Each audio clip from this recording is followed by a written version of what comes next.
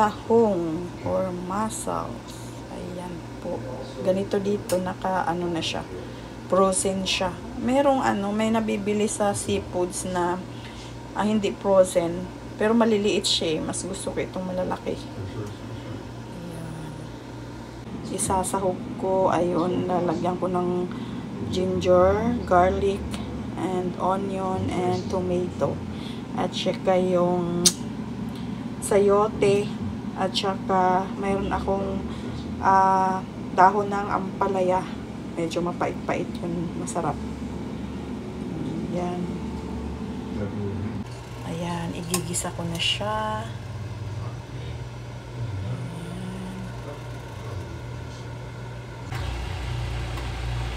Ayan, unahin ko yung ginger.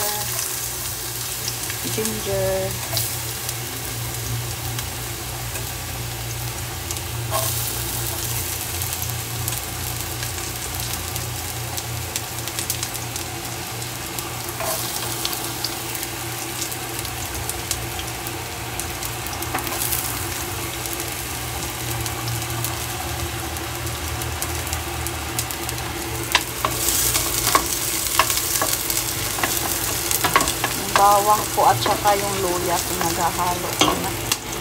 Malakas yung apoy ko.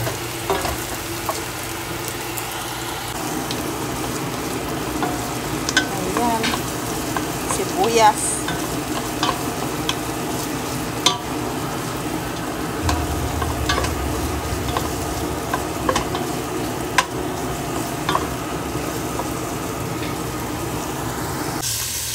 Ayan po, kamatis.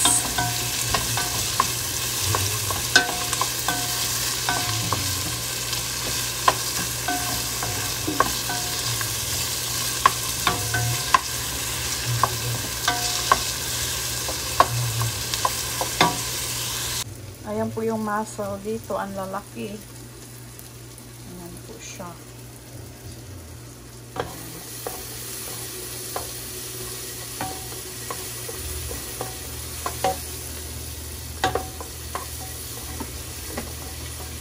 Ayan po, ilalagay ko na po.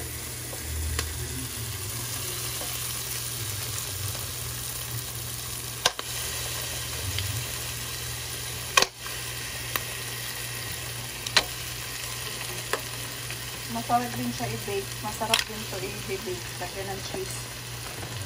Next, susunod magagawa ako ng ganun mo. Bake na tahong.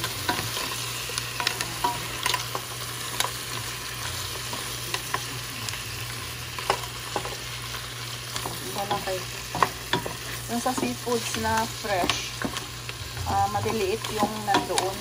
Fresh siya. Ito frozen kasi ito malalaki. Nasa box. Mayroong fresh na nabibili maliliit, ayaw ko nun, maliliit, wala akong makain. Ayan po yung aking tahong, yung aking mussel.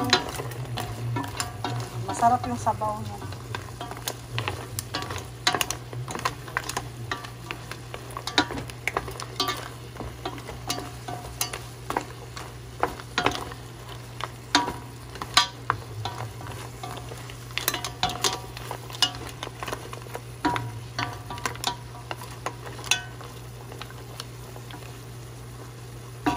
Lagyan ko na ng sabaw. Pwede na, or maya-maya na lang. Mamaya ko na lagyan sabaw. Ayan po, ilalagay ko na yung sayote. Sayote.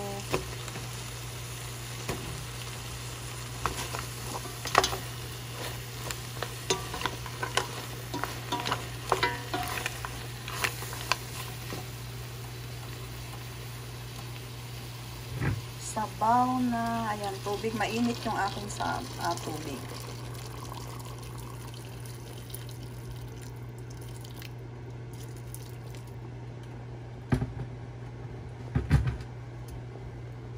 Mainit siya, mainit.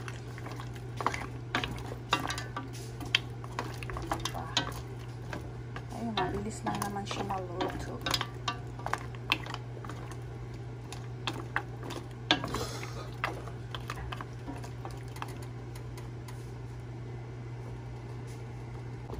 Siya.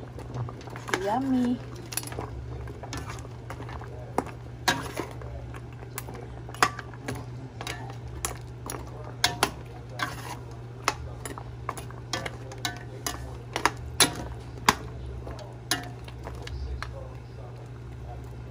Lagyan ko na ng asin yan. Sarap ng sabaw. Ayan po yung dahon ng ampalaya.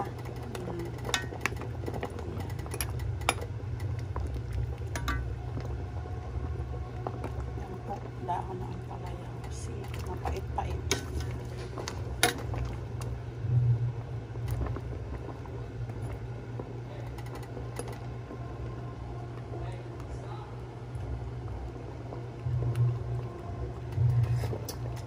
Ayan, okay na guys. Luto na. Yung aking tahong. Yung aking tahong.